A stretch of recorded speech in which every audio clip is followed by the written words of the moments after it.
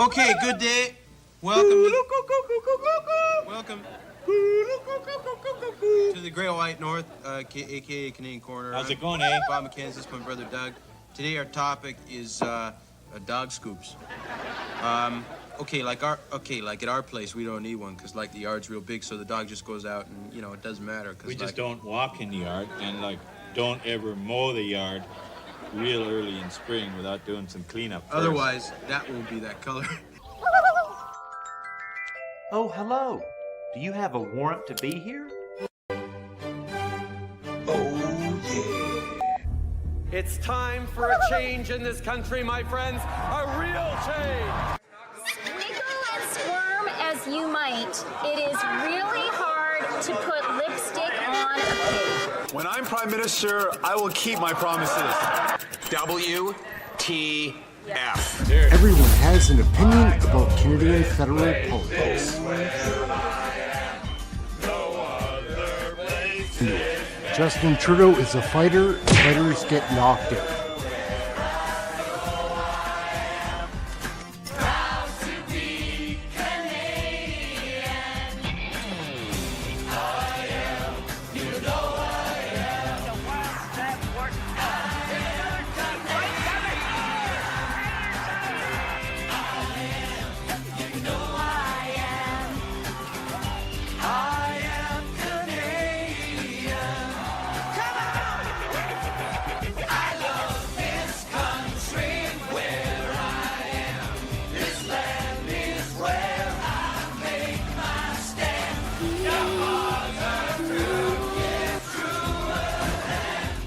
The one we call Canadian.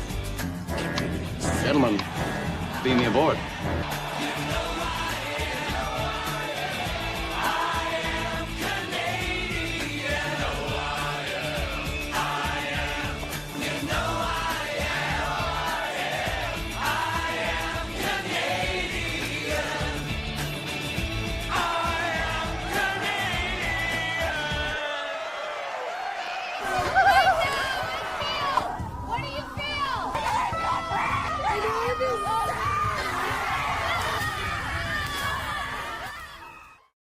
Told me it was a good idea. Gang, what's up? Aaron here, Canadian Looney. We're going to check out a potpourri of videos about Canadian federal politics. Entertaining this will be. We've got Shannon Stubbs, Melanie Jolie, Jamil Jivani, Michelle Ferreri, Joe Rogan. Everybody's chiming in on what's going down in Canada. Let's take a look. Let's just have some fun with this video. Let's kick it off. Hey, that's something everyone can enjoy. All we did was differ with them economically, and Trump tried to turn them into a state. He said, I called him Governor Trudeau. First I was just joking, then a lot of people told me it was a good idea. Yeah, I think that single-handedly ruined Canada. Yeah. That idea, I mean, that's the Republican Party or their version of the Conservative Party. They were on the way out. They were Yeah. And all of a sudden, the whole country united because Trump's trying to turn him into a state. Yeah. Polyev has got to be angry about that shit, man. He has to be so mad. He was logical and reasonable, and everybody's like, let's try that for a while. Yeah. Do you know what? That was the ultimate block. Yeah, right. Do you know what I mean? You're in the bar. It's about to happen with the girl. It's going down. It's going down. You're like, oh, I'm so Canada's back. Yeah, I'm so going to get laid. Trump pops up, whispers something in her ear, and all of a sudden it's fucking over. Yeah. Mayday, Mayday, this is a public service announcement that you deserve better. And I mean this in all seriousness. You don't have to accept mediocrity, and you certainly don't have to expect rock bottom. And that's exactly what the recent Auditor General report tells us about CRA, Canada's Revenue Agency. Have you ever phoned them? Have you ever noticed customer service just isn't that good? It's not just not good. It's terrible. So here's a few of the points from the Auditor General report. So the report says 18% of callers were able to reach a CRA agent. 18%. Wow, that's wonderful.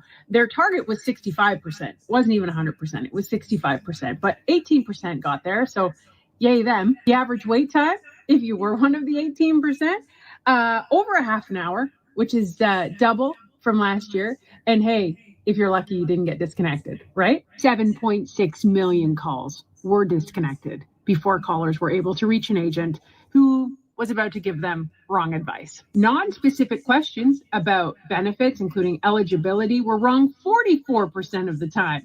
Meanwhile, the CRA's automated chatbot, Charlie, meant to relieve the call center, answered only 2 of the 6 tax-related questions correctly. This part's fun. 9 million calls were deflected by an automated voice telling them to figure it out themselves. But this number's high. Okay, this number's high. Auditors found the call center gave incorrect information 83% of the time when asked general individual tax questions. Complaints increased 145%. So, I mean, clearly they're listening to you, right? Wait, can you get through to the complaint department if you can't get through to the regular department? But guys, don't worry, because they're spending more. They're spending way more of your money. In fact, CRA's call center has ballooned from $50 million over 10 years in 2015 to $190 million. And the total cost is projected to continue rising to $214 million over the next 2 years. That's a 320% increase from the original contract amount. But you know how it is, right? If you owe CRA money, they're super forgiving. They don't charge you interest. So it's a good relationship. I'm dead serious when I say you deserve better. Stop accepting this. Stop normalizing this terrible customer service where you pay more and more in taxes and get terrible, shittier service. This is obscene. Like, I have seen people, seniors, wait online for hours, then only to have it disconnected. The stress and chaos this is causing is not funny. Nothing is funny anymore. And the reality is, yeah, I'm being snarky and I'm being sarcastic to grab your attention. But wherever you are, please stop voting for this, because they're not going to fix it, because they have no incentive to fix it, because you keep voting for them. You are tolerating this, and whatever you tolerate grows. It's unacceptable. If you have anybody out there that has tried to reach CRA that has like a disability, or they're struggling, or they're a senior, this is very, very stressful for them. And you pay money for them to serve you. And the second you owe them a dime, they are jumping down your throat. And this is not how a government should run. Stop voting Liberal. Oh, yeah. The question is not how I react, but what do we do? And my answer to that is head down. We need to concentrate on what we can control, because there are a lot of things we cannot control. We already know that there's only one person in the American administration that takes decisions, and it is President Trump himself. We know that it is an administration that is very unpredictable, and this has been part of Canadians' lives over the last few months. Now, the Prime Minister just took a plane going to Asian countries, and he will concentrate on finding also new clients and new markets. And that's exactly what we need to do.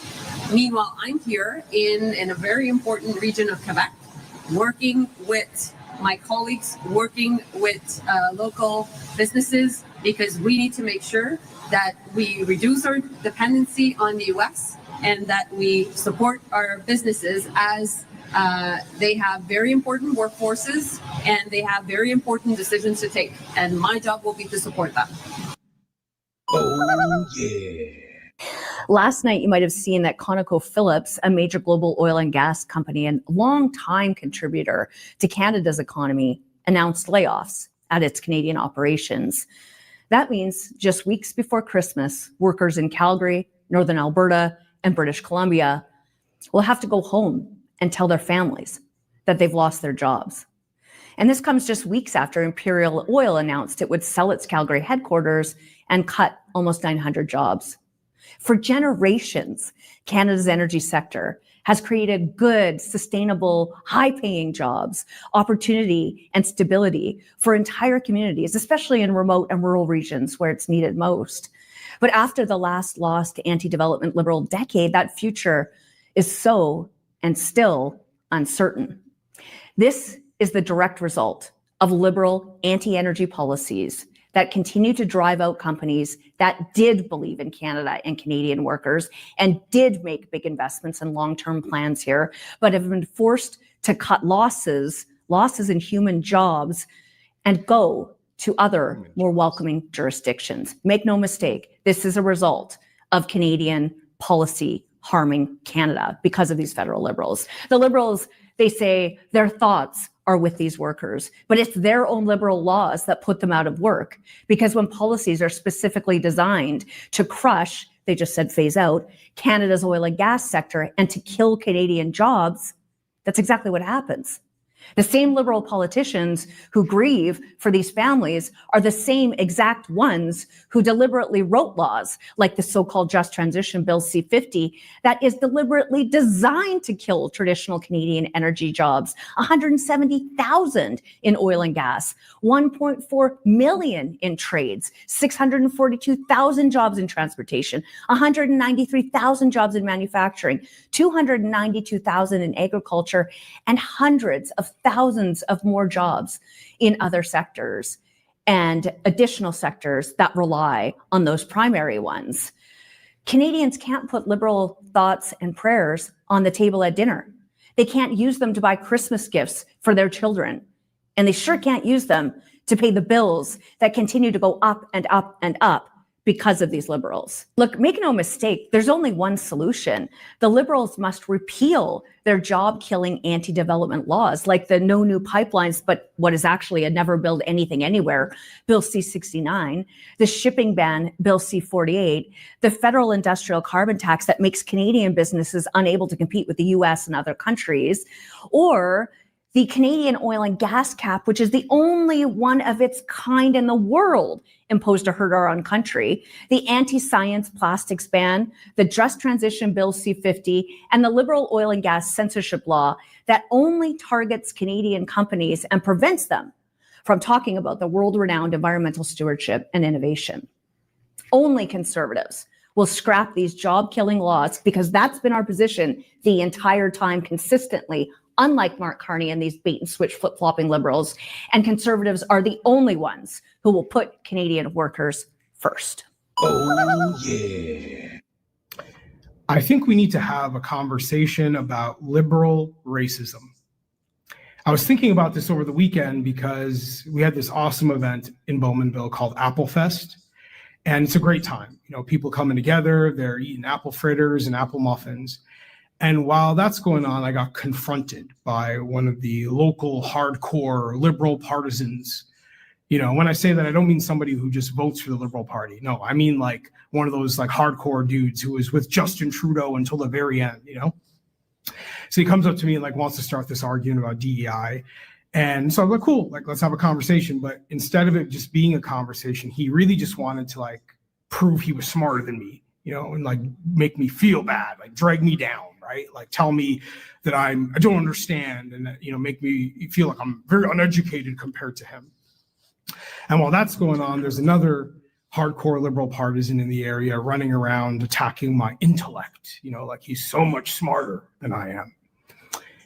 And this has been like months of this kind of vibe from these like hardcore liberals, you know, like they're ran a whole campaign in our community trying to convince people in our area that I'm incapable of having independent thoughts, that I can't have my own beliefs, but rather I'm somehow less than them, that they know more than me and I can never be equal to them.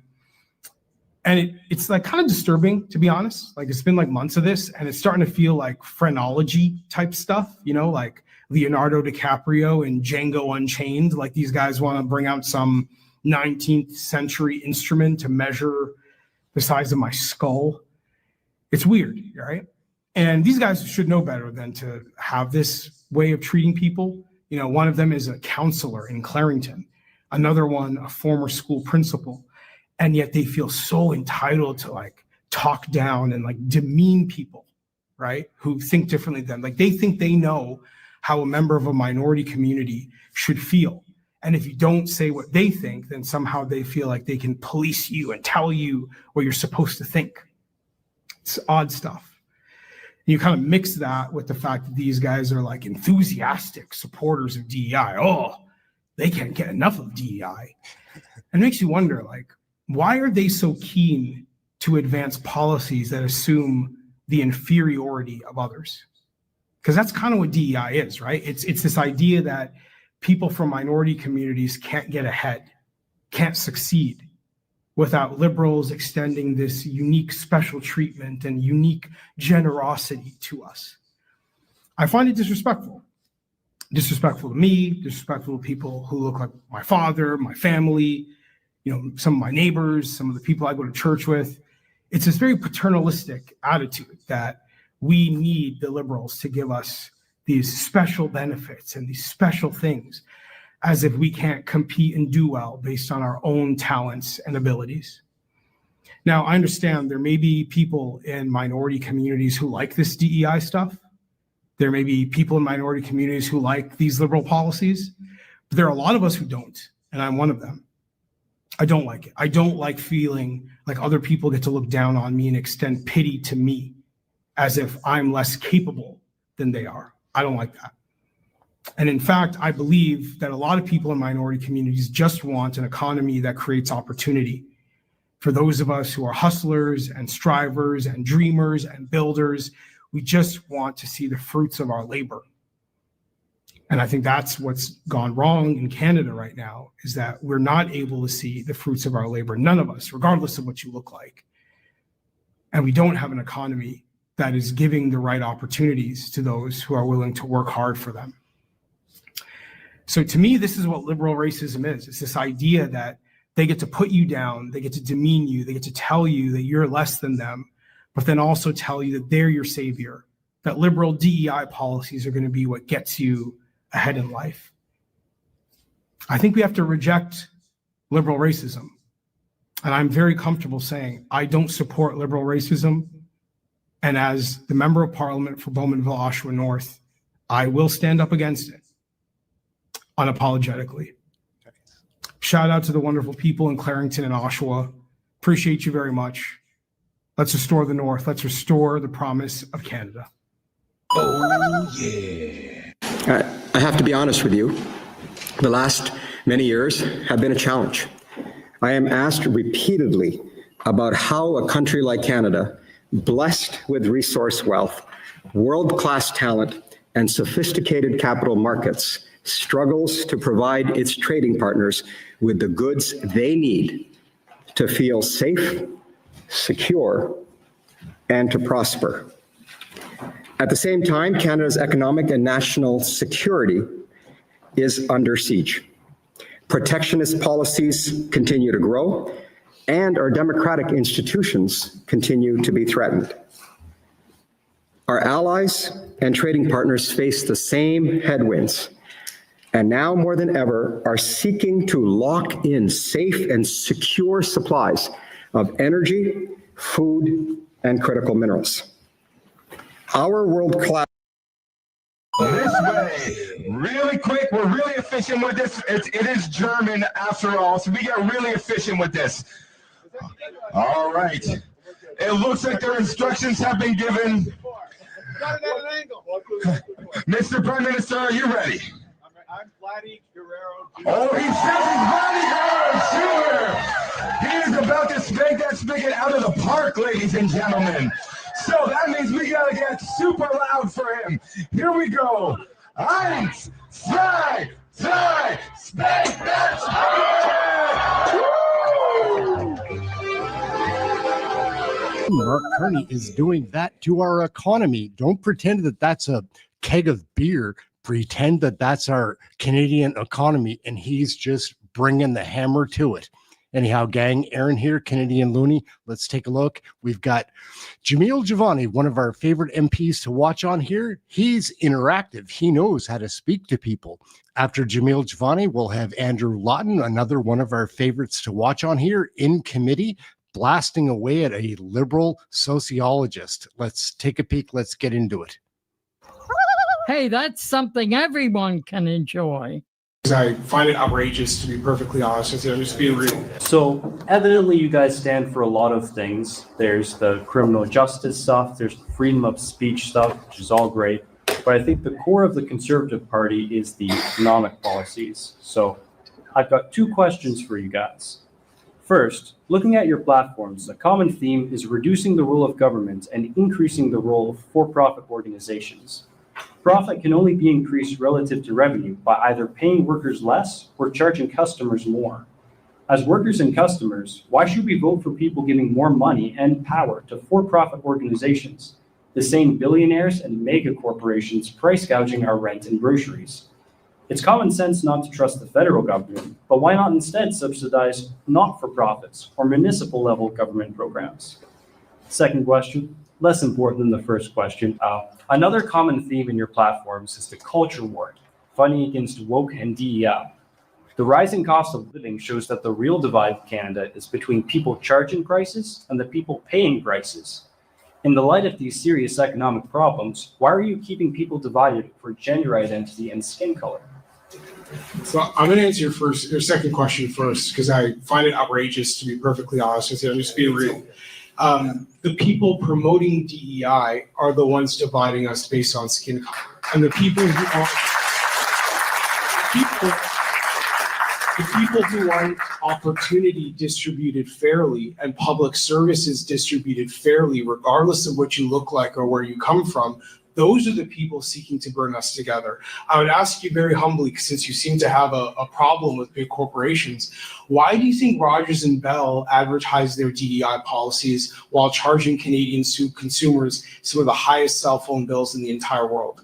Why do the big banks, who seem to do just fine in our economy despite the youth unemployment rate continuing to rise, promote DEI policies? Do you believe it's because they have a genuine interest in making things fair or easier for the average Canadian consumer? Or is it because it's a way to virtue signal and make it look like they care about the average person when they're really actually putting forward policies and a way of doing business that makes life harder and harder for the average person? So I would say with great confidence, that in pushing back against DEI, we are actually increasing the likelihood that all people are treated fairly, that people can come together, and that we might hold those powerful corporations you're concerned about accountable for what they're actually putting people through, which is a cost of living crisis. And we have been the party to push back against oligopolies more than anyone else in Ottawa, whether it's through groceries, banking, telecommunications. We believe the average Canadian consumer deserves more choice and that we will benefit from more competition. And that's what you get when you emphasize the role of the private sector in our economy. It's not about giving money away to big business. It's about saying no one small collection of businesses deserve to control the industries that we all depend on in order to function and survive in this society. So that's the answer to your second question. Do you want to ask a follow-up? Because I went kind of hard on you there. I'm happy to, And thank you for the question. Yeah, appreciate it.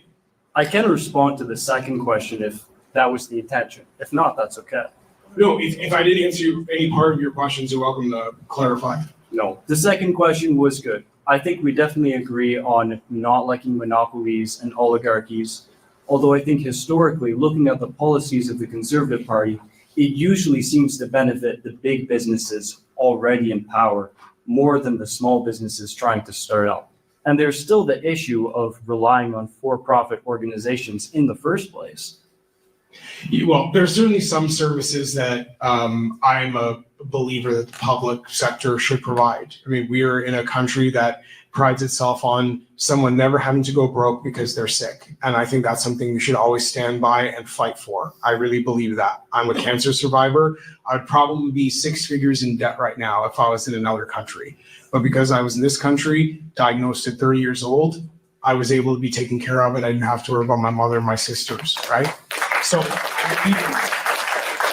but at the same time, I believe that monopoly is always going to be a problem if you don't have balances of power. And when the federal government continues to grow, as the private sector shrinks, as more and more people become dependent on the government in order to earn a living, we are giving an increasing amount of power in the hands of bureaucrats who sit around in Ottawa. And as someone who has to drive to Ottawa every week, I can tell you, the bureaucrats in Ottawa don't understand your life. They don't know what you're going through, and they shouldn't have more power than is absolutely necessary to determine what our country is like and the opportunities that are available to you.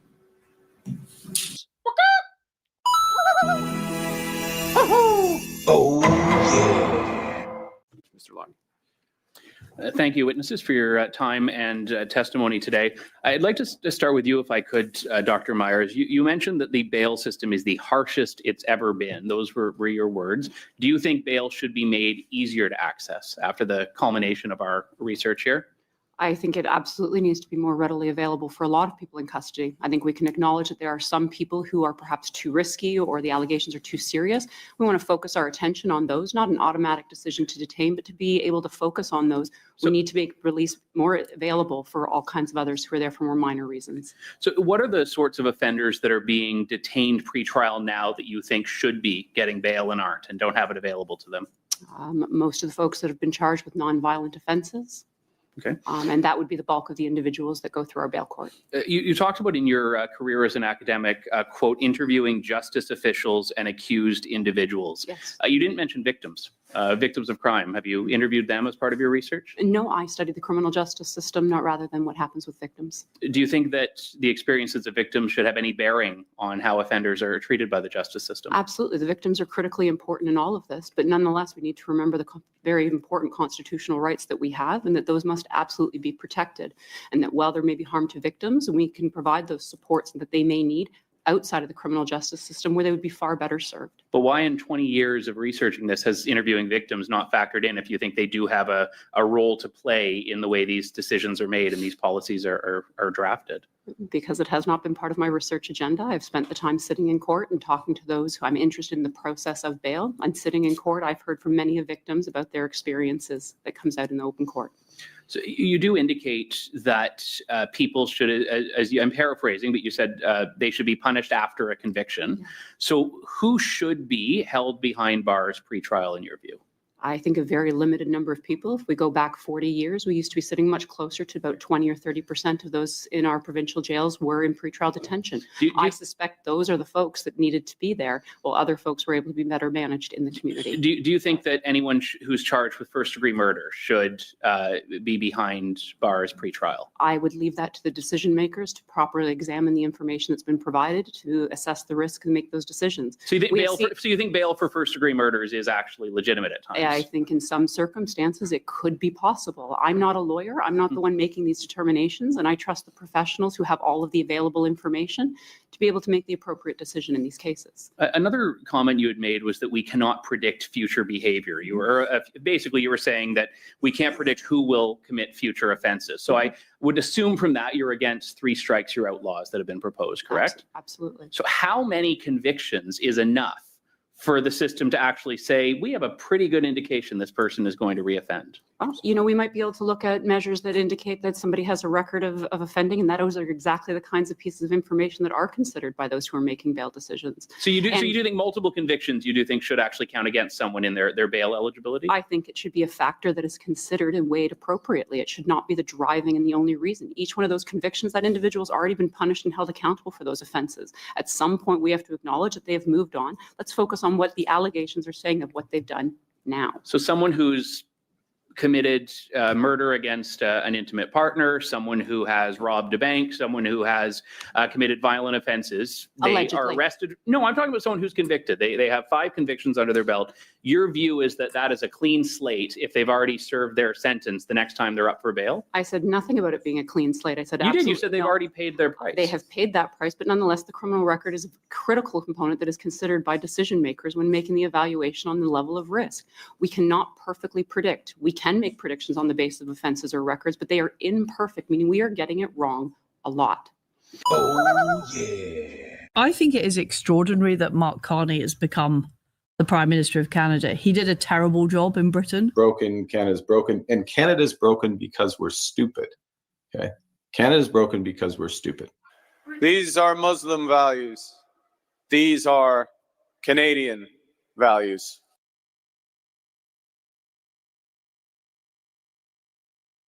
Speaker, we will take no lessons from these conservatives, Mr. Speaker.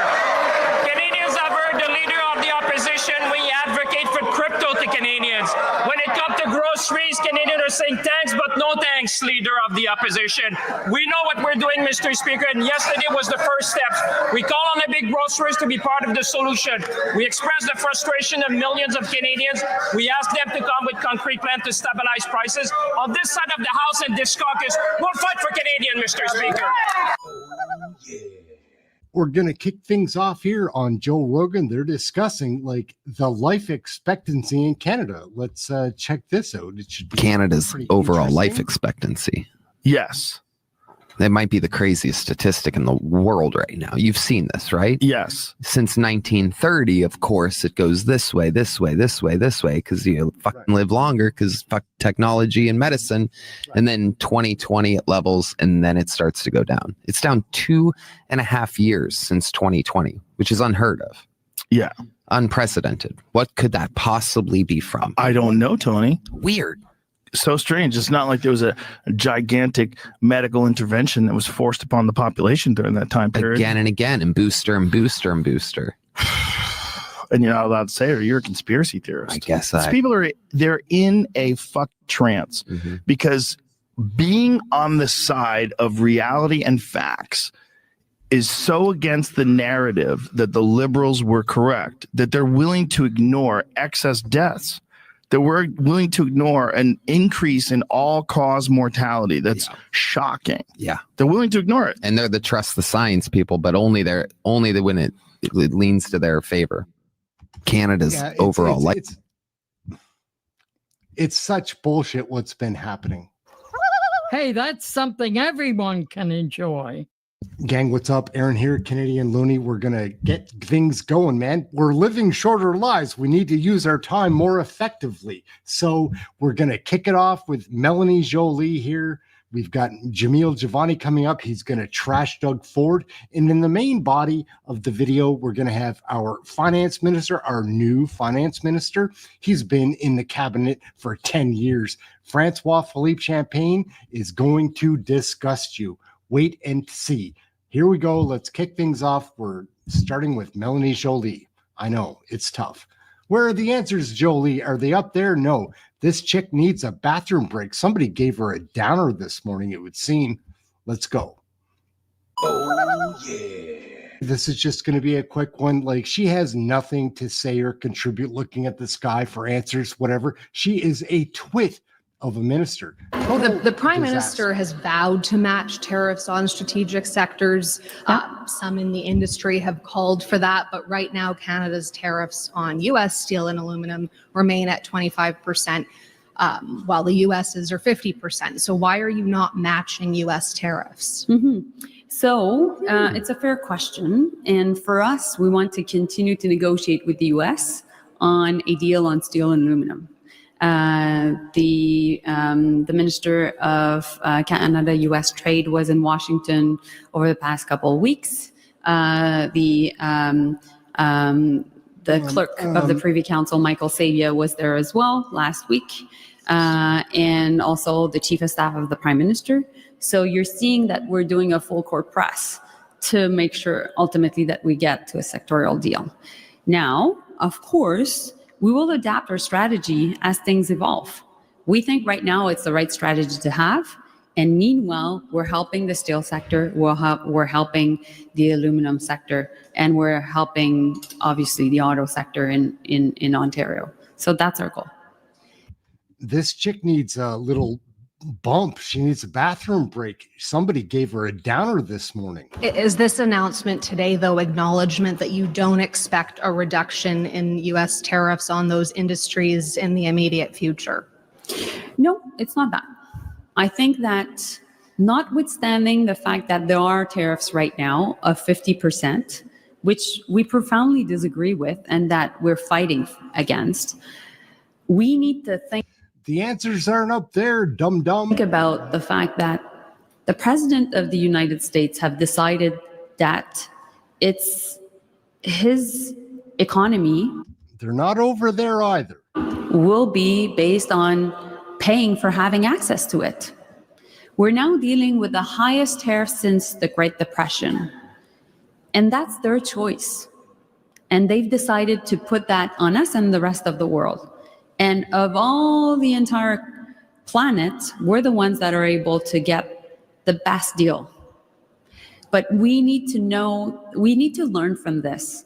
We cannot just stay idle saying to ourselves that we will only try to negotiate without working on our own economic resilience and on what we can control. And that's why the suite of measures we're announcing today, from the Strategic Response Fund of $5 billion to the Buy Canadian policy to the support to SMEs, all that, it is important that we do so, because at the end of the day, we will be able to work on us and work on our own market. And we will be able to build one Canadian economy. And it's that vision of a new industrial era that we're putting into place today. Yeah, somebody needs to help that chick out, get her a bathroom break. Anyhow, we're flipping off to something else. Melanie Jolie, you have nothing to contribute here. Nothing. Hey, that's something everyone can enjoy. This should be a bit more fun. Jamil Jivani does not like Doug Ford. He's a stud MP from Ontario. He's pretty new to the House of Commons, but he is sharp, articulate, and again, I'm pretty sure that Doug Ford's going to come up in this bit. Like, hey, how you doing? He doesn't Good, like him at all. Good. So, we'll see. Just on your presentation, you were talking about how young men were swinging sort of to the conservative end of things, and young women were staying left.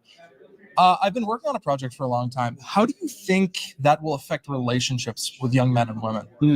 Well, I don't think it has to be this polarized. And I'm hoping one of the things that we can do is to change that. So I don't want that to be baked into our political equation if I can help it. I believe that there are a lot of women who want to see positive changes for their sons, their brothers, their friends, their neighbors. And when we talk about wanting to solve the problems that are uniquely affecting young men, I don't see that as only appealing to young men, right? But I do think you're right to point out that, polarization in politics can affect relationships that people have. And you hear stories of people, right?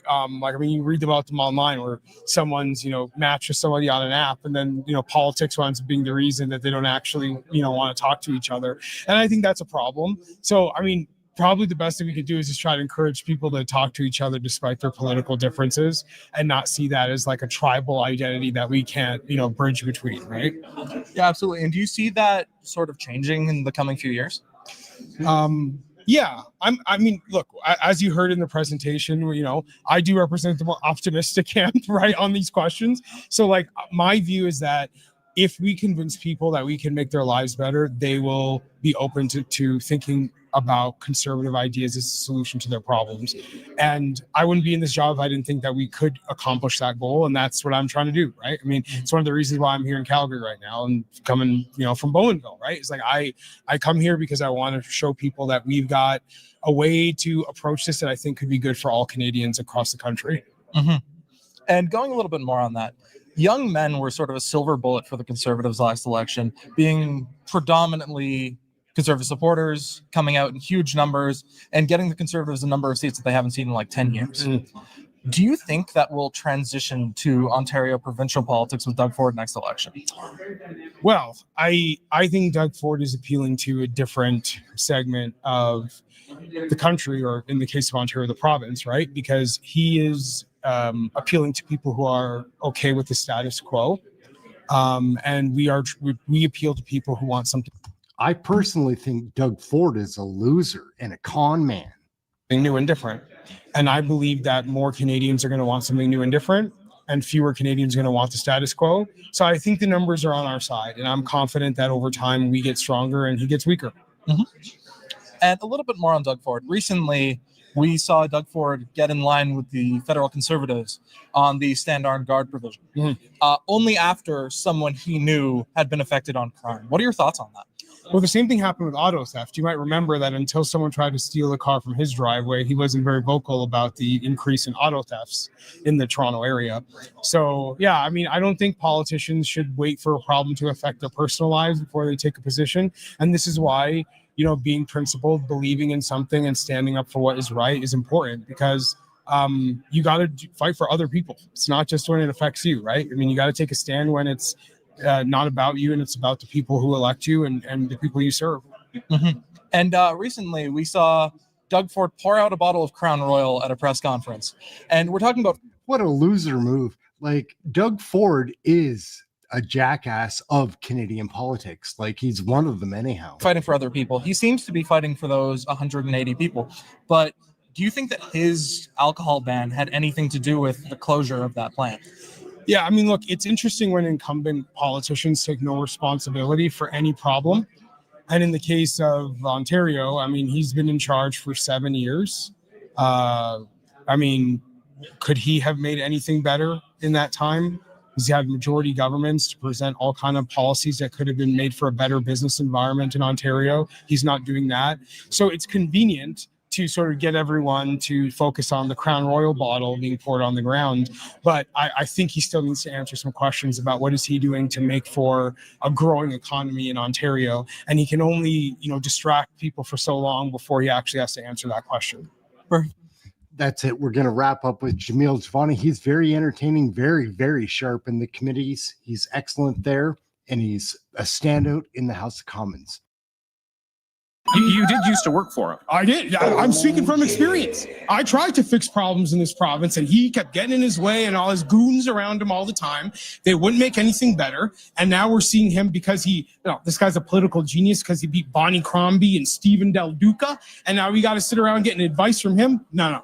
He has taken the provincial Conservative Party and turned it into something hollow, unprincipled, something that doesn't solve problems. He's glad-handing with Chrystia Freeland, having coffees and lattes with Mark Carney. And I'm sitting here saying we need to be fighting for change and something new and something different, not being a hype man to the Liberal Party. So do you see Doug Ford as a problem for the federal party in the outcome of this race? I see Doug Ford as a problem for Ontario and for Canada. I think he's not doing a great job in running this province, and now he's trying to exercise his influence over other levels of government, and it's not like this guy is doing anything particularly well. I'm going to hold his feet to the fire. We're going to work well together. As you hold his feet to the fire, you're going to work well together. Woo. This is the worst torture method in the entire world. Not my feet, you old dirty pervert. For the common good. Hi, boss. In Canadian federal politics, the Canucks are represented by two separate yet unequal groups. The globalists who sold out and the opposition trying to salvage a country. These are their stories. We have to make sure that we move fast, immediate, or if not, President Trump is going to eat our lunch. Oh, yeah. If I were to say something like Doug Ford is a bum, what would be your response? Like, I'm not a conservative. I voted that way in the last federal election. Yeah, it didn't go our way, but nevertheless, the way I see it, Doug Ford is a bum. Like, looking for free lunches that Donald Trump is going to steal. This guy was a major factor in the election loss, I believe. Like, he did not try to help the Conservative Party federally, whatever he was doing. Doug Ford, go and have a great time somewhere else. Like, go have a free lunch. Hey, that's something everyone can enjoy.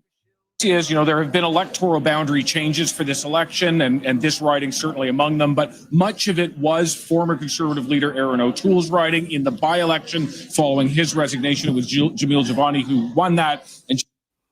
Okay, guys, one of our favorites to watch here, Jamil Jivani, is going to reveal quite a bit here. Jamil Jivani winning again tonight. Congratulations, Thank you very much. Yeah, we have a great team here in Bowmanville, Oshawa North. Very excited and happy to bring home a victory. I do want to ask you, Mr. Jivani, because you've just spoken to your supporters, a large group that's here at the pub here in Bowmanville, North Oshawa, and you said to them, among other things, that Doug Ford was a problem for you in this campaign. You said that he sabotaged the Conservative campaign. That's your words. You said he was a hype man for the Liberals. Take me through how you see that. Yeah, well, look, Doug Ford just went through an election. I have differences of opinion with him. I don't like how he's managed healthcare or education, but out of respect, we didn't say anything. Federal party, we didn't get in his way. When it was our turn to run an election, he couldn't stay out of our business. always getting his criticisms and all his opinions out, distracting our campaign, trying to make it about him, trying to position himself as some kind of political genius that we needed to be taking cues from. Was it him specifically? Was it his campaign manager, Corey, tonight? Do you see Doug Ford as a problem for the federal party in the outcome of this race? I see Doug Ford as a problem for Ontario and for Canada. I think he's not doing a great job in running this province, and now he's trying to exercise his influence over other levels of government, and it's not like this guy is doing anything particularly well. I mean, you did used to work for him. I did. I'm speaking from experience. I tried to fix problems in this province, and he kept getting in his way and all his goons around him all the time. They wouldn't make anything better. And now we're seeing him because this guy's a political genius because he beat Bonnie Crombie and Stephen Del Duca. And now we got to sit around getting advice from him. No. He has taken the provincial Conservative Party and turned it into something hollow, unprincipled, something that doesn't solve problems. He's glad handing with Chrystia Freeland, having coffees and lattes with Mark Carney. And I'm sitting here saying we need to be fighting for change and something new and something different, not being a hype man to the Liberal Party. Hey, that's something everyone can enjoy. Some would argue that the challenge within the federal conservative movement is that there are these divisions, divisions that in some ways you're outlining tonight, and that it is the thing that stops or prevents, holds back the federal party from the majority government that it seeks. Do you see that as a possible outcome to some of the fractions and frictions that exist within the federal party? There is a lot of unity from Conservatives across the board. Peter MacKay and Stephen Harper and Jason Kenney, James Moore, all sorts of people who've been part of our movement for a long time, united behind Pierre. They're opportunists like Doug Ford. And I think it's not about ideology or differences of beliefs. It is about some people believing our purpose as Conservatives is to be an alternative to what the Liberals offer. And then there are people like Doug Ford who are opportunists. And I reject that outright. Do you have any leadership ambitions?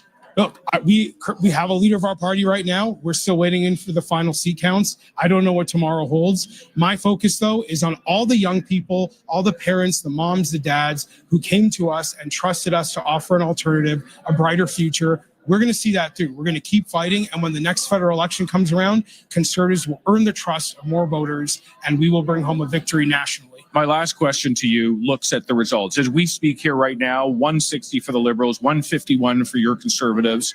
This is a lot closer of a race than some had expected. Why do you think that is? Well, look, I think a lot of people misunderstood just the frustration that Canadians felt. All these polls that showed Conservatives far below the Liberals, I think we're missing how many young people saw our party as the party of dreamers and hustlers and strivers and builders. That is our identity for young people, and we are going to continue offering them that vision for Canada. As we continue to see progress made, earning more trust, growing our party, getting more union support, police support, young families, working class families, I think we will see this identity that Pierre Poilievre has helped develop crystallize further, and our party will only go up from here. Jamil Jivani, thank you very much and congratulations. Thank you. Okay, Adrian, I will turn back to you from Jamil Jivani's victory party here in Bowman. After Ford was asked if he had any regrets. I'm the Premier of Ontario. I have to make sure that we focus on driving economic, the economy moving forward, economic prosperity. But last night, former Ontario advisor turned Conservative MP Jamil Jivani laid into the Premier. But what they're doing is being paid to spread chaos. Accusing him of being a Liberal hype man, calling his campaign comments sabotage. Yeah, I know. Anyways, I'm not worried about that. I'm worried about Ontario driving prosperity. Ford wouldn't weigh in on whether he thinks Poilievre should step down, but insists the federal Conservative leader's gig is not on his radar. I'm focused on Ontario. I love my job. I have the best job in the entire world. Hey, that's something everyone can enjoy. Do they get a bonus, a raise? Or do they get fired? As opposition leader, it was one of Pierre Poilievre's favorite talking points. In the real world, when people don't do their jobs, they lose them. Despite not winning the election or even his own seat, Poilievre says he will stay on as Conservative leader. It is really hard to put lipstick on a pig. WTF. Here, here. And everything on which the Prime Minister spends gets worse and more costly. He is spent and Canadians are broke. The country is broken. We have a doubling of housing costs. We have 8,000 people joining a Facebook group to study how they can get a meal out of a garbage can after food prices have gone up faster than at any time in a generation because of the carbon tax he's imposing on our food, a carbon tax that with the help of the NDP, he plans to quadruple to 61 cents a liter. And today, did he learn anything from these catastrophic failures? No, he doubles down on the same failure with $40 billion of new deficits, $40 billion of new spending. That's to say $2,400 for every family in new debt and new inflationary spending. And now, for the first time in a generation, we're spending more on debt interest than on healthcare. That's money for bankers and bondholders rather than doctors and nurses. Right. And the great example of how wonderful government can be, given after a tremendous theatrical pause, was the government's purchase of the Trans Mountain Pipeline. What would have happened if the government had just gotten out of the way? Asked the finance minister. The answer is the thing would have got built with private money rather than $30 billion of taxpayer bailouts. That's right. In fact, a project the prime minister said would cost $5 billion is up to $30 billion. Wow. Mr. Speaker, that is 500% over budget. It is $2,000 in costs for every single Canadian family for a project the private sector was going to be building on its own, and the company that was going to build it bought out, taking the money to Texas, where they're building Texan pipelines with Canadian dollars. All of our exes are in Texas, Mr. Speaker. And then, to close it off, we got some of the most hair-raising ideological fervor from the minister, who says that what Canadians really need is a stronger government. Well, they have created a stronger government in order to make for weaker and more suffering people. This is not a government that gives people everything they want. It's a government that takes everything they have. But the good news, Mr. Speaker, is we want big Canadian citizens with a smaller and more efficient government where the state is servant and not master, where our priorities are clear: to axe the tax, build the homes, fix the budget, and stop the crime. As soon as the NDP takes away its support from this prime minister, we will have a carbon tax election where the people will be able to make that decision for themselves in a country where they can earn powerful paychecks that buy affordable food, gas, and homes in safe neighborhoods. The country that we all knew and still love. A country based on the common sense of the common people, united for our common home. Your home, my home, our home. Let's bring it home. I'm going to hold his feet to the fire. We're going to work well together. As you hold his feet to the fire, you're going to work well together. Oh, yeah. Not my feet, you old dirty pervert. To work together for the common good. God damn it, that's not news. What about us? Cut it out. Get out of here. And friends, tomorrow we are going to be visiting with a fisherman who will tell us about his very enjoyable hobby. Now, I would like to see you all through our magic mirror. Everyone has an opinion about Canadian federal politics. Oh, yeah. To bring up that I'm one of the relatively new MPs, but you've been here for 9 years, and when people hear you speak like someone who takes no responsibility for any of the problems in the system. This is the source of frustration. And when you also fail to acknowledge that the principle of restraint in the criminal code is a problem for people, you might disagree with them, but at least acknowledge that their point of view is legitimate, that when police officers ask you to make change, they're coming from an informed position. When victims and survivors ask you to make change, they're coming from an informed position. position. When provincial governments ask you to make change, they are coming from an informed position. And you continue to take this posture that you know everything, that everybody's wrong, that I just got here. You've been here for 9 years, but somehow that means that you know what you're talking about and I don't. And yet what I'm relaying to you is not my opinion. What I'm relaying to you is what we are hearing from Canadians and organizations across our country. Hey gang, what's up? Just Aaron right here, Canadian Looney. Exciting Justice Committee investigation. We've got Attorney General Arif Virani, he's a SAC, being grilled by our man Jamil Jivani. This is a very sharp MP, articulate, and he holds Arif Virani accountable. Arif Virani wouldn't do it for himself. This guy seems very insincere and doesn't have his hand on the pulse of the nation whatsoever. Seems to disregard all of these issues. Very dismissive. Arif Virani's unlikable. Jamil Jivani's a winner. Lena Diab here is the chair of this committee. Watch this chick go. She's out of touch as well. The most incompetent chair of all of the committees. There's Heidi Fry as well. She's bad, but Lena Diab is a mess. Anyway, we're going to check out Jamil Jivani grilling the Attorney General. Maybe he's eyeing his job. I always think Larry Brock is the next Attorney General. Jamil Jivani is another candidate for that position. Let's take a look and a listen. We will now move to our first round for 6 minutes each. MP Jivani, please. Thank you, Madam Chair. Minister, you mentioned tougher bail restrictions in your opening statement, and in the 2024-25 departmental plan, it does mention a key priority being supporting survivors and victims of crime.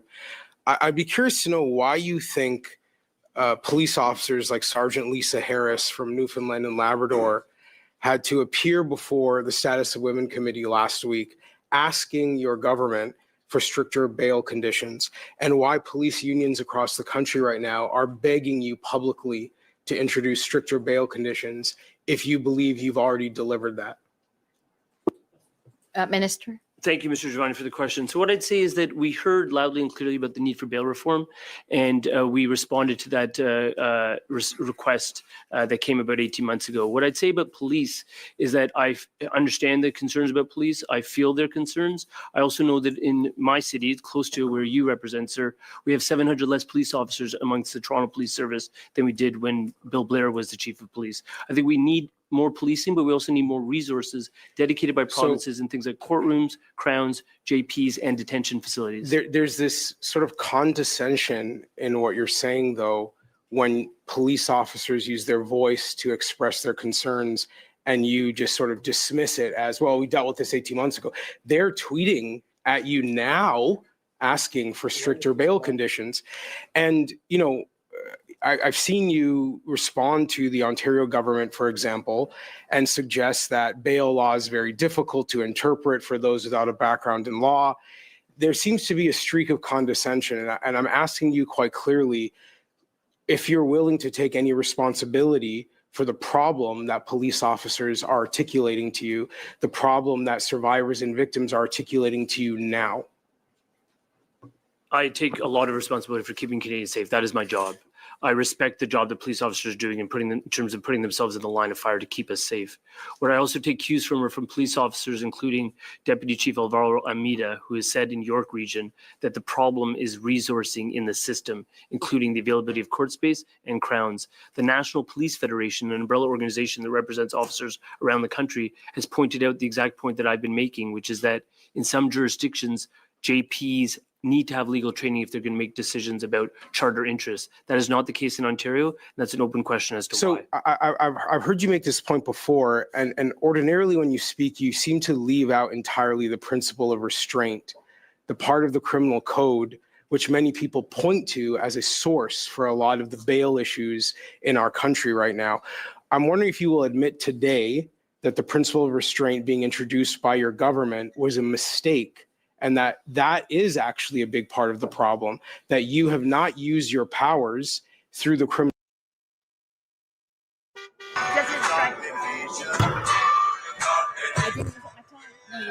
There's a lot unusual about your speech, Liz, but we're going to take off. 9 years. Okay. I got to calm down. It's been 9 years. And we wonder, at first I thought, he doesn't show up because he's shy. He doesn't know how to do jokes. He has no music to do. But maybe he doesn't like to be among. Qu'est-ce que tu peux exprimer les... Maybe he doesn't like to be with humans. Everyone has an opinion about Canadian federal politics. Oh, yeah. We went pretty hard in the paint on MP Liz May. She's the leader of the Green. We went really hard on her this week.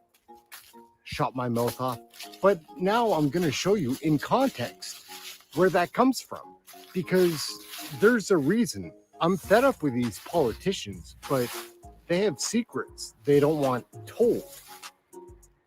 Anyways, this is one of Liz May's. She's a glug, guys. Like, she has no control over herself when she gets on the bottle. Let's take a look. It's hysterical. She's out of control.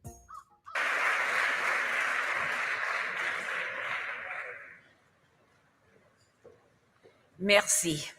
What can I say about such generous praise? I want to start by saying, here we stand in what used to be the Museum of Civilization, and I stand as a British Columbian member of Parliament from Coast Salish territory, Haishka, and I'm standing in front of longhouses of Haida, New Chalmers. I mean, and here we are, like, has anyone bothered to mention, I am honored to stand on the traditional territory of the Algonquin Nation. Thank you, Miigwech. And since Perry Bellegarde is here, I want to mention we stand on his traditional territory too. And I want to say, like, what the fuck was wrong with the rest of you? You didn't notice we're standing on traditional territory. Like, what doesn't scream out First Nations about this stage? Well, anyway, the rant endeth here. I'm here and honored to be here among my colleagues, allowed to speak when you all want to go home. I stand having missed my girlfriends, Megan Leslie, born in Ontario, representing Nova Scotia, and Lisa Raitt, born in Nova Scotia, representing Ontario. But really, that would have been my fun moment, but they don't let me in on that. I don't know why. I keep begging, Lisa, Megan, what can I do? I want to be a backup girl, do up. Anyway, I have very little time to share with you what must be important, which is to say, we've now heard from the only 3 of us as federal party leaders, but there are 4 of us. You know, voici les 4 chefs des partis au niveau fédéral. Et la question clé, c'est que lequel ce n'est pas comme les autres, comme des autres. Peut-être tout le monde pense immédiatement de Stephen Harper, parce qu'il est le chef qui n'était pas ici. Toujours, il n'est pas ici. Il n'a jamais participé aux grandes soirées des journalistes parlementaires. Now, when he first didn't come to Parliamentary Press Gallery dinner, and I have to admit, having way before I was in politics, when I was at Sierra Club, I paid attention to the Parliamentary Press Gallery dinner. It never occurred to me that we would have a prime minister who didn't show up, right? It's been 9 years. Okay, I gotta calm down. It's been 9 years. And we wonder, at first I thought, he doesn't show up because he's shy. He doesn't know how to do jokes. He has no music to do. But maybe he doesn't like to be among. Qu'est-ce que tu peux exprimer les... Maybe he doesn't like to be with humans. But the thing is, now we know that's not true. He can do funny. He can do music. And he still doesn't show up. I don't get it. I really don't. I mean, he should be here. That's what prime ministers do. They show up to be humiliated like the rest of us schmucks. So I've begun to think about it. And I thought about, I really appreciate, by the way, thank you, Press Gallery. Thank you for returning to our traditional origins. I thought, well, maybe he's afraid of the tradition. You know the tradition. The flying bread roll. the jettisoning of baked goods. Maybe he suffers from a really significant, extreme manifestation of gluten intolerance. But I think, yeah, there's got to be a closet here somewhere. You know, he doesn't have to face that all by himself. So it's, despite the fact that Stephen Harper isn't here, it's not of Stephen Harper whom I speak. Which of us as leaders is not like the other? So, okay, I meant me, because there's a couple of things about me that are different. I'm going to go fast, because last year I mentioned I'm the oldest. You know that now. I'm the oldest one. I think you know this, but I'm also the only leader with artificial parts. You do know this. I don't mean my boobs. I mean my hips. My hips are both artificial. The right side has a consumer malfunction part. The security guards, Sarmaine Son, you can tell them, I squeak. I walk through the floors of Parliament, and the guards have told me, Madame May, you cannot sneak up on anyone. Because this is a part they don't use anymore because it squeaks. It goes some days like a chirping grasshopper, other days like a really bad squeaky screen door. I'm not kidding you. Some of you know this is true. My daughter said to me, Mommy, you are to Stephen Harper as the crocodile was to Captain Hook. Only you go squeak, squeak, and he went tick-tock. But never mind. Some of the other leaders, in fact, may have artificial parts. They just haven't admitted it. So we're not sure. I mean, I don't know for sure about Stephen Harper's hair. And I'm also not sure about what the hell the Liberals have done to Justin's hair. What the hell? We need a global movement for the liberation of curls. Who decided that it was important to lacquer them down? And I don't know about what other artificial parts. I'm not going to go into Tom Mulcair because it's not fair. Because I think he's going to be perfecting his Rachel Notley imitation, which may involve losing facial hair. But the thing about it is, I really did mean me, because what about me is not like the others? Lequel de celles-ci, c'est pas comme des autres, évidemment.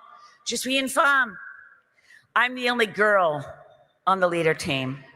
I'm the only woman running. I mean, I don't believe in running for prime minister, because our parliamentary system of Westminster parliamentary democracy means all MPs are equal and none of us are elected to be dictator.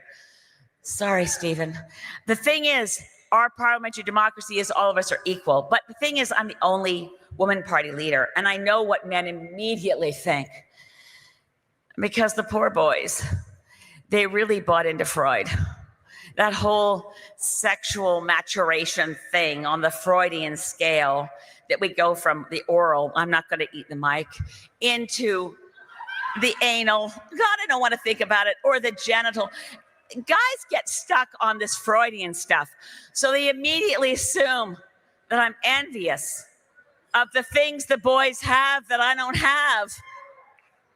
They assume that I suffer from classical Freudian debate envy.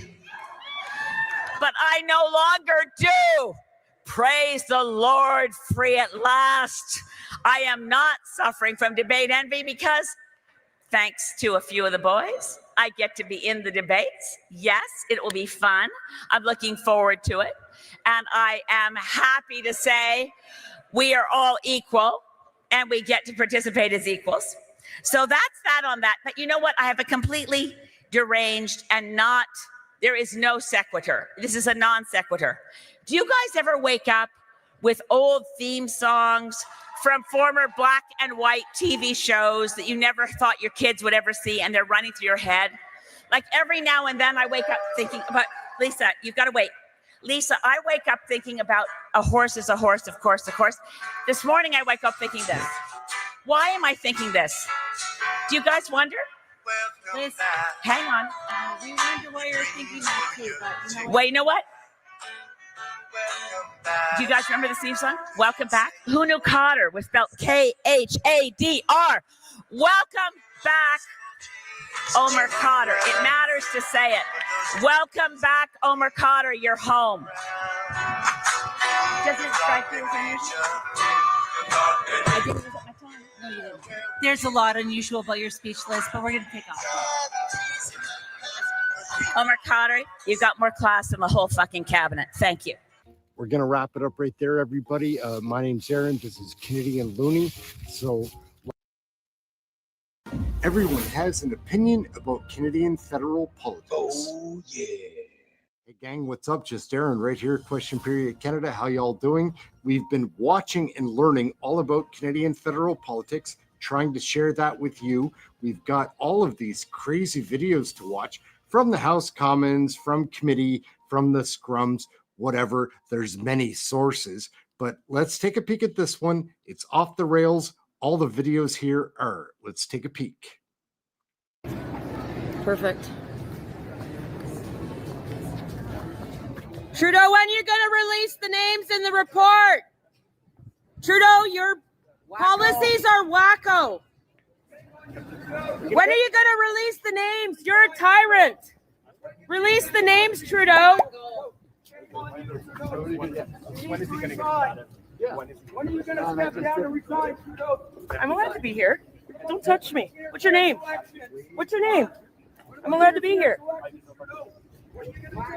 Trudeau. We're done with your stuff. You need to resign. For an election, yes. Are we going to do anything about this before you take summer break? There's some really serious problems in this country, Mr. Trudeau.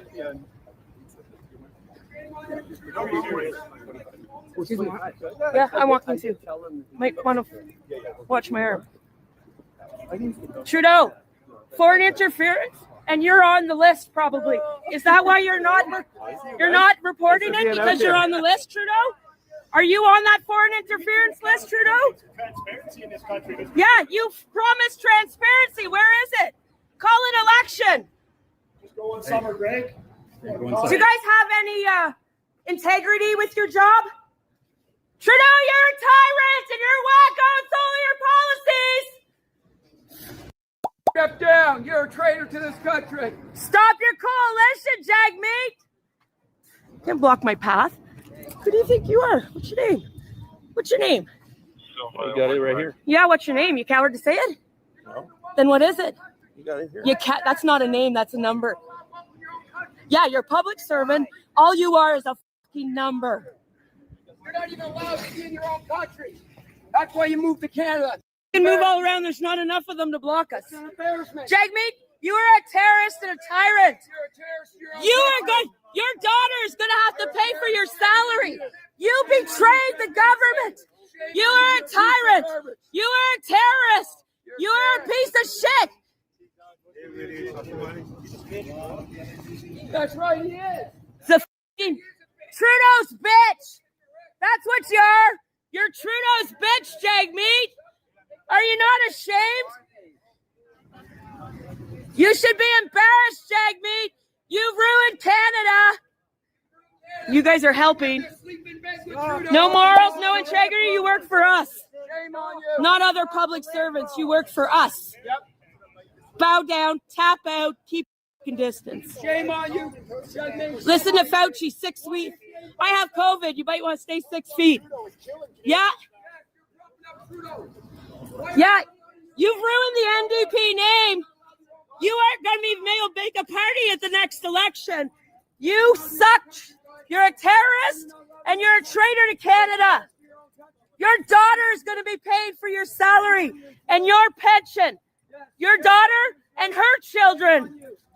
This money that you spend is ridiculous. Your dental plan won't work. Neither will your friggin' breakfast program. Why don't you lower taxes so people can feed their own kids? Exactly. If you lowered taxes, you wouldn't need the program. You could feed all of Canada. Gang, that's another wild one right there. I'm not going to try to tell you what to think about what you just saw. You're a Canadian. You can make up your own mind. But I do want you to come back and watch some more of the wild videos that we collect. Here we go. We're just learning about Canadian federal politics right here. Question Period Canada. We have 1 million questions, almost no answers. But but we'll be showing you the videos. So like, subscribe, get notified, share, all those fun things. Check out one of the other videos. We've got a good thing going on here. Liking and I think it is extraordinary that Mark Carney has become the Prime Minister of Canada. He did a terrible job in Britain. Skepticism. It's the same thing happens on the bloody energy front. It's like, well, Australia won't build coal generating electrical plants, but they'll ship their bloody coal to China where they're going to build much dirtier plants. And the same thing applies to Canada. If we shut down our energy industry, which our bloody, insane, narcissistic, delusional, traitorous Prime Minister happens to think is a good idea and seems to be working as hard as he can to manage, all that's going to happen is that we're going to cede the ground to people like Putin, who we also turned into a radical enemy with his hands on the control pump for Europe. I mean, I don't see how we could be stupider here in the West if we actually took courses in stupidity and tried as hard. Gang, what's up? Aaron here, Canadian Looney. Like, share, subscribe. Get your Canadian federal politics right here. We've got a very interesting video. Bill Gates is going to drop a bomb on the climate change crisis. Those tree huggers are not going to like what Bill Gates has to say, but I don't trust it. We're going to watch a clip here with Jordan Peterson explaining why Canadians should not trust this person, Bill Gates, anything that comes out of his mouth. Like, anytime he's presenting a case, I'm always wondering what he's really up to. Jordan Peterson is going to expose a lot right here. We'll get right into the full interview where Bill Gates not denies climate change now, but says that we need to take the pedal off the gas. I wonder why that is. Maybe it's because he's buying all the farmland. It's crazy. Let's take a look. Jordan Peterson, always a pleasure to watch. Hope he's doing well. This clip is from a ways back. So he has made a comeback though. Anyhow, let's get into this. Bill Gates, Jordan Peterson, Aaron right here, Canadian Looney. Like, share, subscribe. Let's get into this. Hey, that's something everyone can enjoy. To what end, Michael? Like, I read about, the notion that we need to, turn to plant-based foods and insect-based protein in the future, and that, meat production and all the cow methane are contributing to the degradation of the environment. But like, what do you see this as a plan, or just as a part of the globalist utopian, ideologically blind stupidity? Because farmers do pollute. There is runoff from fertilizer. It does cause algal blooms, for example, in the water, and these are problems. I don't think they're insurmountable problems. But you're pointing to something that's more malevolent and deeper and programmatic, and we don't want to go there without questioning that presumption. I always think if you can explain it with stupidity, you don't have to explain it with malevolence. Well, as you know, be careful with that one, because sometimes we do have to go to malevolence in this I know we do, yeah. And I watch your show enough to know you know exactly why this is happening. And let's talk about this. If the Dutch farmers, let's take this as a premise, are the most efficient in the world, or let's just say they're the second most efficient, why would you knock them out of the saddle to get somebody else to produce the food? Where? Indian farmers? Who's going to produce this food in a much less efficient way that would create even more pollution? This is clearly about control. Also, there's something that you never hear in any press that I've heard in the United States is the tri-state city. Tri-state city is this smart city that they're proposing to build between the tri-states are Belgium, Netherlands, and Germany. So this mega city basically that would take up all this farmland in that area, and which would bring huge amounts of more people into this area, right? So the tri-state city is something you don't hear much about, but that's another part of this plan.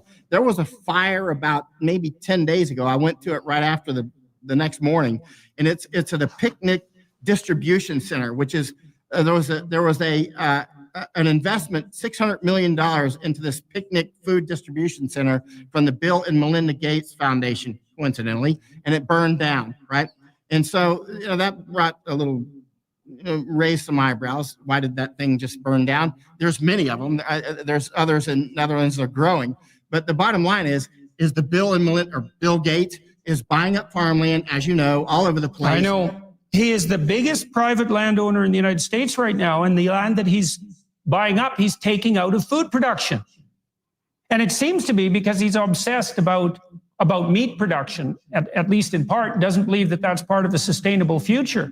And so, but I do share your your skepticism. It's the same thing happens on the bloody energy front. It's like, well, Australia won't build coal generating electrical plants, but they'll ship their bloody coal to China where they're going to build much dirtier plants.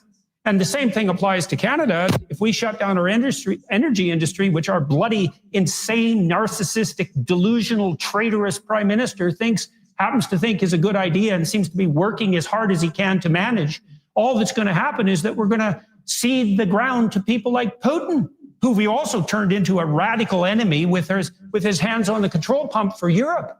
I mean, I don't see how we could be stupider here in the West if we actually took courses in stupidity and tried as hard as we could. We seem to be doing everything we can to break everything as rapidly as possible. And then I wonder too, has it got to the point where the people who think, that you can't make an omelet without breaking a few eggs and there's too many people on the planet think that this is some sort of like needle's eye that we have to go through all this mass starvation and death so that we end up with a sustainable population. I mean, Jesus Christ, that's a dim and grim scenario. But as you said, why would you take the Dutch farmers out of business when they're so unbelievably hyperproductive and efficient? It's not like there's too much food, especially not if we don't have farmers. If anything, I would be trying to get a large agricultural institute here in Netherlands to teach other farmers how to be as efficient as Dutch farmers are, replicate these farmers. In Afghanistan, actually, many of the farmers coming over, I was out in the farms quite a lot, were actually Dutch farmers to teach Afghans how to do things better. But the bottom line is, as you can see, there is a huge, I watch you all the time, you know what's happening. There's a huge authoritarian the desire to have a one world order is clearly strong. And this isn't the first time it's happened. As you know, it's a constant in human behavior. And also as somebody who studies the human psyche a lot, as you do, you realize pulling these farmers off of their traditional farms unroots them. It cuts their anchor, their boat anchor. They're going to be drifting, culturally. So that makes them much easier you can't control farmers well. That's why Stalin wanted to get rid of the farmers. Stalin had to get rid of those farmers because farmers have a mind of their own. Same with Mao. You got to get rid of those farmers because they think for themselves. And likewise here, these Dutch farmers think for themselves. And so they're the bad guys. To me, they're the great guys. These are the me too, man. That's our backbone. They are our backbone. That's why I flew to Netherlands from Mexico. I mean, that's how important this is. Okay, so what have you discovered on the ground there? You've been talking to farmers. Tell us, first of all, about how the protests were organized, what their scope is, and why the farmers are doing this and what they hope to accomplish. Well, the farmers in Netherlands are amazingly cognizant of what's happening. Many people that I talk with around the world don't realize, these other things like the WEF, WEF and these sorts of things. But the Dutch farmers are talking about it in detail. They're like, the nitrogen is nonsense, and it's all about Klaus Schwab and Bill Gates is trying to do this, and they'll go into great detail. They know exactly what's happening. They're trying to take our land because of this, and that, and the other. And, they know it. They're not just like in Panama, it's another story. Panama is just like, give us cheap gas, give us cheap cheese, cheap this and cheap that, and we'll go home, right? They're easily satisfied. Not the Dutch farmers. They're more sophisticated. These are serious players here. And again, that's why I jumped on an airplane. If people like this are blocking streets around Netherlands, and we got the German farmers joining up with them they're blocking the border together, German and Dutch farmers, right? Polish farmers. I love Poland. I spent 2 years there. Polish farmers are making videos in support of Dutch farmers. That's how much look, that started in Canada, jumped over to the United States. It's over here now. I mean, it's really growing. This courage is spreading. And so, and you see Italian farmers, Spanish farmers, people are rising up. And the more they realize what's actually happening, because, the man behind the curtain is the WEF, the World Economic Forum. Of course, we're going to have to deal with China. But at this rate, look, if Germany falls from these energy issues, which is looking pretty likely at this point, China is going to peel off the rock too, right? As are we economically, right? So, for sure. Yeah, we cannot sustain the collapse of Germany. That's absolutely 100% obvious. That would be an utter bloody catastrophe. If Germany collapses, EU's gone, right? For a while, right? I mean, the EU will probably dissolve. That's my guess. I don't know. We'll see when time unfolds. But obviously, that'll take our economies with it, and China, right, and Japan. And of course, Japan imports what, 60, 70%. All these island nations and island state like Hawaii that import 90% of their food imported, right? They are going to be in for a world of hurt. Japan imports most of its food. And, you know, some of these countries that I have to, and I kind of, I should say, maybe insulted the French for a while years ago and saying, why are they defending all these small farmers all the time? Now I see the French wisdom, you know, these small farmers. Yeah, that resilience and these, you know, when you go to France and you go to, I'm sure you've been to France. And their small farmers everywhere provide a great deal of resilience, right? And that's why in Netherlands, if they lose, these farmers are vital for that. They're as important as their army. I mean, you know, without these farmers, you're somebody else's. You're in somebody else's pocket. Bill Gates, the World Economic Forum. Hi, everyone. Congratulations, you're spending more money on taxes than on food, clothing, and shelter combined. I did apologize to the president. President was offended by the act. All right, guys, we'll cross over now to the Bill Gates interview where he says that we need to take our foot off the gas on climate change, treating it as a crisis, that we've made a lot of goals that aren't attainable and maybe not as necessary as people thought. What is Bill Gates up to? Let's find out.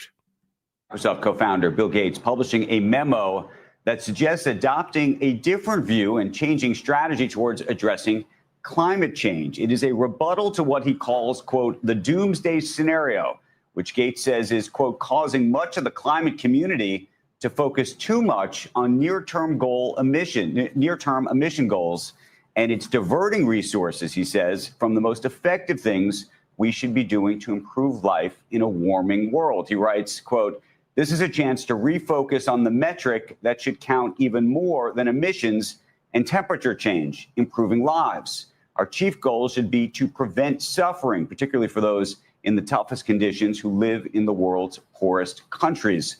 Although climate change will hurt poor people more than anyone else, for the vast majority of them, it will not be the only or even the biggest threat to their lives and welfare.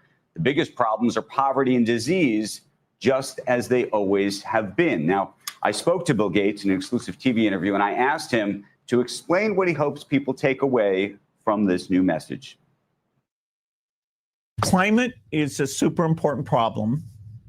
There's enough innovation here to avoid super bad outcomes. We won't achieve our best goal, the 1.5 or even the 2 degrees. And as we go about trying to minimize that, we have to frame it in terms of overall human welfare, not just everything should be solely for climate. How much of your own view is a function of just contextually what's happening in the world versus what I think you've thought for a long time about the climate? Well, if the aid budgets to poor countries were continuing to go up the way they did over the last 25 years, then the trade-offs between climate action and saving children's lives wouldn't be as acute as it is now that these budgets are going down and going down quite a bit. And so the plea here is to say, okay, let's take that very limited money and not have some partitioned off for particular causes. Let's measure it all in terms of the human welfare. How do you help those countries? You were a huge supporter of the Paris Climate Accord at the time. And I wonder now, when you look back, given that you're changing sort of the metric with which you use, do you say to yourself that the Paris Climate Accord and its goals were misplaced? No, not at all. That was a key milestone because the countries of the world said, hey, this is a mutual problem. The temperature rise, the entire world will experience a temperature rise from the emissions from all these countries. So getting countries to commit was very, very important. The one thing about that accord that turned out not to be realistic was the ambitious goal of staying to 1.5 degrees. We won't be able to do that. Even if you took all the money away from health, you wouldn't be able to do that. So now, the question is, okay, what temperature level are we going to end up at? Make this promise. Very important to minimize that, but not at the expense of everything else. Okay, but in the context of not at the expense of everything else, so many businesses, companies, including Microsoft, made pledges around being net zero, trying to get, in some cases, negative net zero, meaning going back and paying for their carbon production from earlier. Was that a mistake? Now that you're not at all. So that's not the message that you're trying to suggest. No, not at all. Okay. Why have we been able to lower the future emissions? It's because companies like Microsoft and many others focused on this initiative. And it's very important that those companies help advance these new technologies by being the early customers for things like nuclear fission, fusion, clean cement. They're driving the prices down. And that's the magic thing. When you get the clean stuff to be cheaper. Recently here from committee investigations showcasing witnesses that are incompetent, that are negligent, malice, whatever they've been from Carney's cabinet of corruption. In this video, we're going to be taking a peek at one of our favorites here, MP Larry Brock. Yeah, he's going to be our next Attorney General. Fingers crossed. We need an election. Followed up by Andrew Lawton. He's great. And just to throw in a little bit of a laugh, we've got Wade Chang. He's a little pixie MP from, I don't know, Vancouver, I believe. But what a mess this guy is. He's so woke and out of touch. It's embarrassing. It's humiliating. And he's so tone deaf. Let's take a look at this. Let's let it ride. Larry Brock, Andrew Lawton, Wade Chang. Oh my goodness. Let's take a peek. Hey, that's something everyone can enjoy. Thank you, Chair, and welcome to all of our witnesses. Thank you for participating. To Mr. and Mrs. Best, I am heartbroken, I am angry, and I am disgusted that I was once a member of a justice system that has failed you so miserably. I guess to really emphasize that point, every time that offender who took your daughter's life appeared in front of a judge and was granted bail, he promised to follow those conditions. And if he was released with a surety, that surety also promised that he would abide by those conditions. These are false promises that are given every single day in this country, and the justice system accepts it at face value. Will often sometimes give warnings. Should you breach these conditions, you ought not to expect to be released a second time or a third time or a fourth time. And history and example after example shows us that these are promises that are not fulfilled and consequences not given to offenders. So if you could say to the government, what is the most important thing to you as survivors of a loss such as what you've suffered? What would be the most important thing that you could tell this committee when we write our report to the House? It would be nice to have the criminals. Come closer to the mic. It would be nice to have the criminals become accountable. No different than we're accountable as members of society. We sat in on a bail hearing, and the accused sat in a small cubicle in the detention facility, and it was like, geez, are we done yet? Like he's not engaged, he's not listening, he does not care. The bail hearing had to be extended by an apology of the justice because the defense lawyer for 40 minutes, I'm not sure if he took 3 breaths, would not stop talking. As a result, we had to go back 3 days later, and then he was provided bail. Again, there's no motion, there's nothing, there's no feeling, and it's a slap in the face to the government that passed these these features that we're living with today. It's a slap in the face to the police force that have to deal with these people. He showed no emotion. He showed no care because he knew he was getting out. That's what this Liberal government's failed justice policies for the last 10 years have instilled within the criminal element in this country. It has emboldened criminals to do exactly what they are doing and terrorizing communities. Thank you for that. To the officers, both of you spoke about first steps. This was a good first step in the government introducing Bill C-14, but you would both acknowledge that while it talks about making it tougher for individuals to obtain bail, the same language that they used with the disastrous rollout of Bill C-48 by expanding the list of reverse onus charges, when you had members of the government, including the Prime Minister of the day and the former Justice Minister, proudly stating, "We delivered bail reform. These repeat violent criminals are going to be detained." We know that was a false promise, a false declaration, because we found ourselves right where we are right now with catch and release.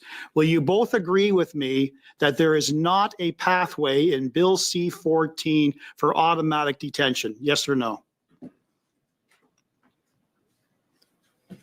I would agree with you, yes. Right.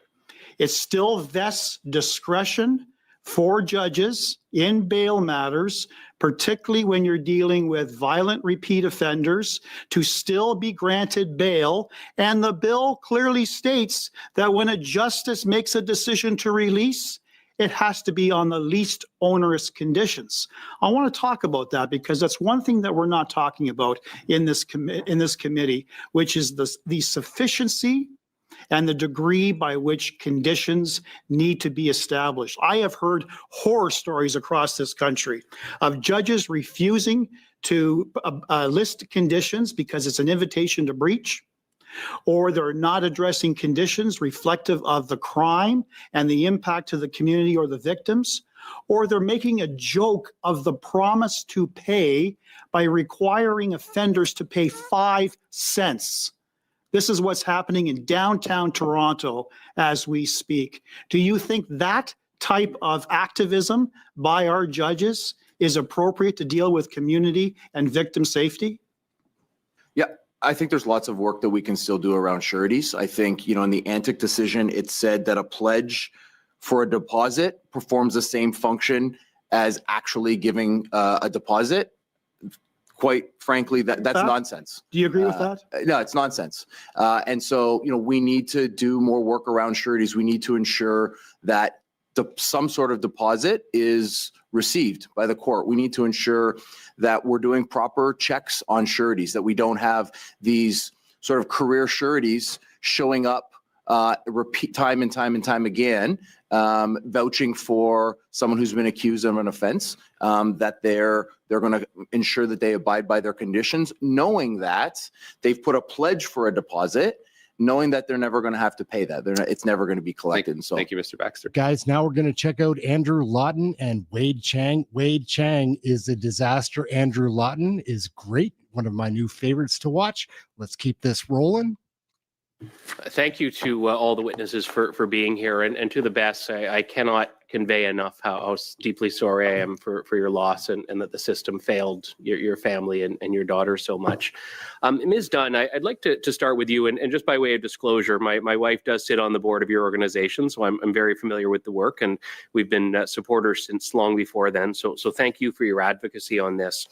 We heard Mark Roskamp, the St. Thomas Police Chief, before this committee, and he had said in another session that 58% of those charged in St. Thomas with offenses related to intimate partner violence are repeat offenders, and many of those are on bail.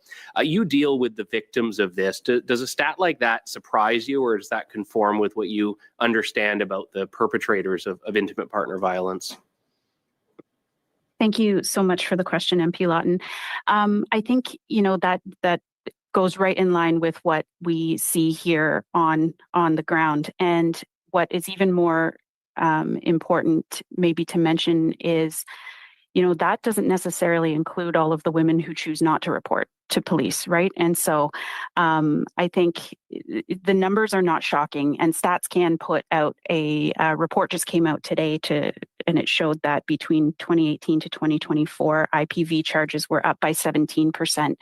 And that statistic is not shocking either, because we are busier than ever. In the past year, we've had over 10,000 service interactions at our tiny little organization here in London, Ontario.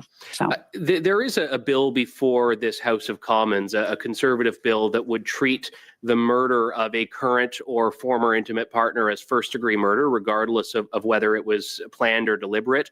It would also create a new specific criminal code offenses for assault of an intimate partner and criminal harassment of an intimate partner. Would these measures be ones that you would encourage the House to pass? absolutely, I would. I think that we need to look at those types of crimes individually. I think that when we're looking at intimate partner violence, it is very much a gendered issue, and violence against women is not on a decline. And I think it's very important to look at any type of law or legislation that can support ending violence against women. In your initial testimony, Ms. Dunn, the trauma and pain that offenders being released on bail causes to women, to victims, you mentioned that they have to move oftentimes. What is the process itself like of these bail hearings? Does it respect the women who are dealing with trauma and dealing with these offenses in your experience? Absolutely not. We have had women who refuse to call the justice system anymore. They call it the legal system because they feel as if they are not seeing enough justice done. It is very, very much a problem with, bail happening and women not being informed, or it being difficult for them to find out what's happening next.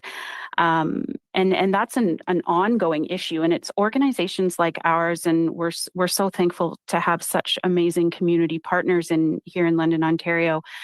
And we can work together to support women who are being or who have been subjected to this type of violence and who are involved in the criminal justice system at no fault of their own.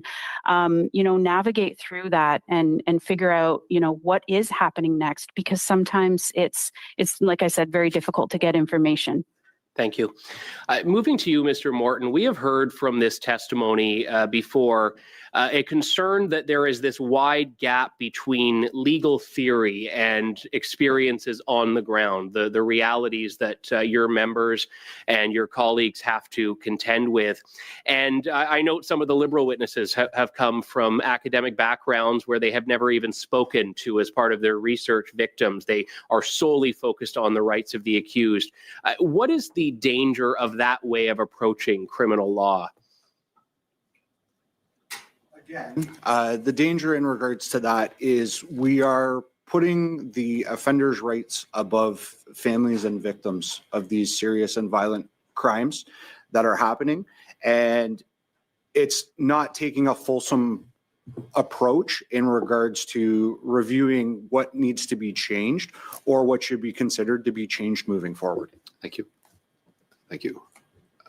Wait 5 minutes. Yeah. Thank you, Chair. To Mr. and Mrs. Best, we are very sorry for your loss, and my sincere condolences to you and your families. So my very first question goes to Ms. Dawn.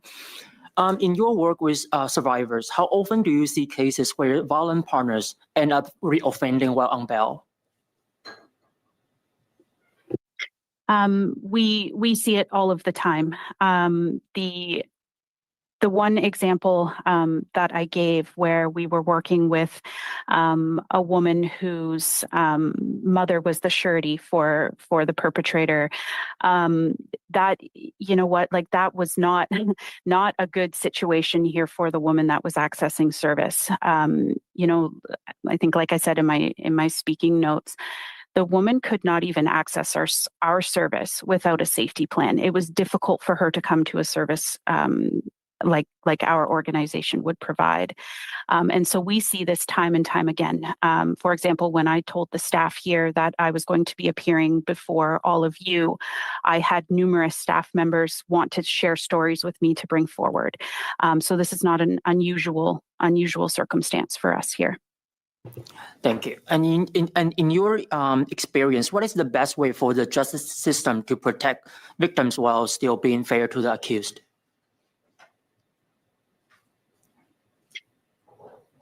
We think it's very important for the system to work as much as they can right now, the way the system is structured, with a trauma and violence informed lens and trauma and violence informed approach.